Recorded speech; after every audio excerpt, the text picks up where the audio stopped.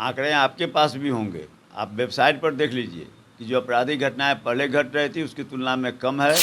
या उसमें आंकड़े आपको दिखाएंगे कि यहाँ से आपकी ढंग से जो है सो महागठबंधन की सरकार बनने के बाद में आपराधिक घटनाओं में काफ़ी कमी आई। भाजपा के नेताओं को शर्म आनी चाहिए आपराधिक घटनाओं पर बोलने की।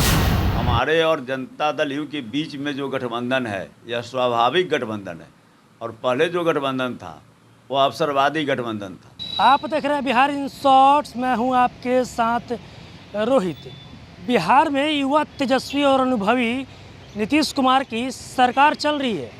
ये बीजेपी की अफसरशाही वाली सरकार नहीं है, और इस सरकार में जो गलती करेगा उसे बख्शा नहीं जाएगा।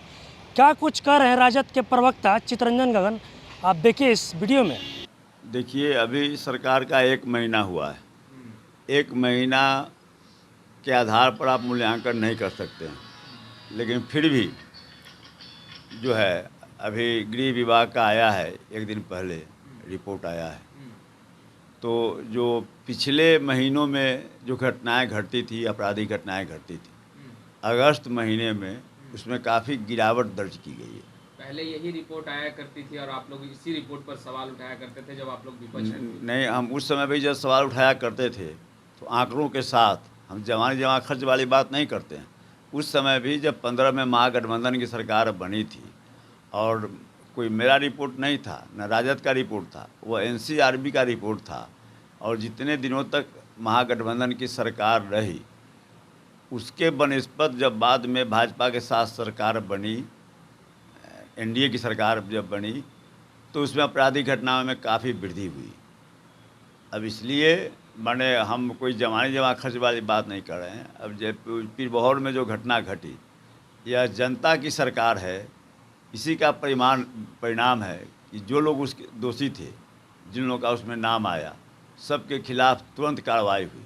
ये तो उदाहरण है, आपराधिक घटनाएं लगातार राजधानी पटना में हो रही है। नहीं, आप फिर भी आप देख लीजिए, आंकड़े आपके पास भी होंगे, आप वेबसाइट पर देख लीजिए कि जो आपराधिक घटनाएं पहले घट रही थी उसकी तुलना में कम है या अधिक है। सीधा उसमें आंकड़े आपको दिखाएंगे कि यहाँ से आपकी ढंग से जो है सो महागठबंधन की सरकार बनने के बाद में आपराधिक घटनाओं में काफ़ी कमी आई है।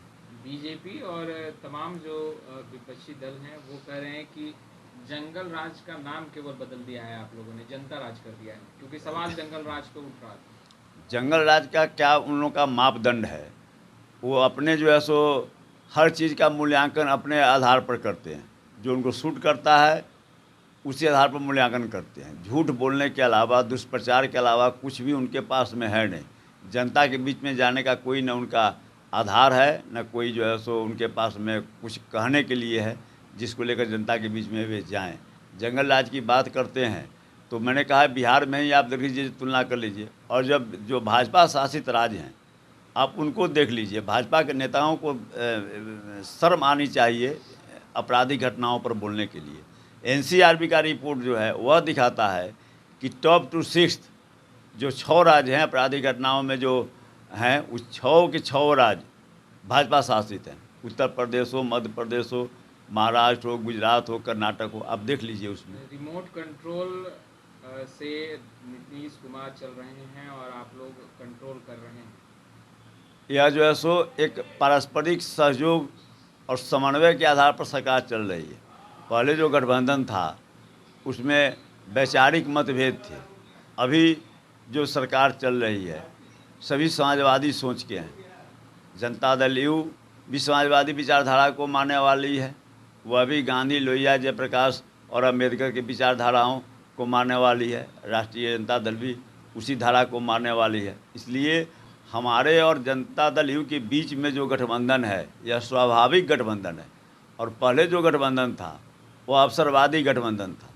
इसलिए वे बोल रहे हैं विपक्ष में क्या भाजपा अकेला पड़ गई है। पूरे हिंदुस्तान में आप देख लीजिए अलग थलग पड़ चुकी है। तभी आपने देखा जो राजद के प्रवक्ता हैं चितरंजन गगन, उन्होंने साफ साफ कहा कि ये युवा तेजस्वी और अनुभवी नीतीश कुमार की ये महागठबंधन की सरकार है, और इस सरकार में जो गलती करेगा उसे बख्शा नहीं जाएगा। और वहीं उन्होंने ये भी कहा कि ये बीजेपी की अफसरशाही वाली सरकार नहीं है।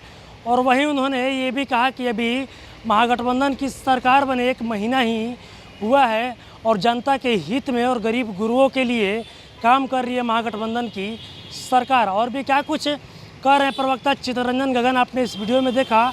बस इसी तरह की तमाम खबरों के साथ आप मेरे साथ जुड़े रहें, तब तक के लिए धन्यवाद।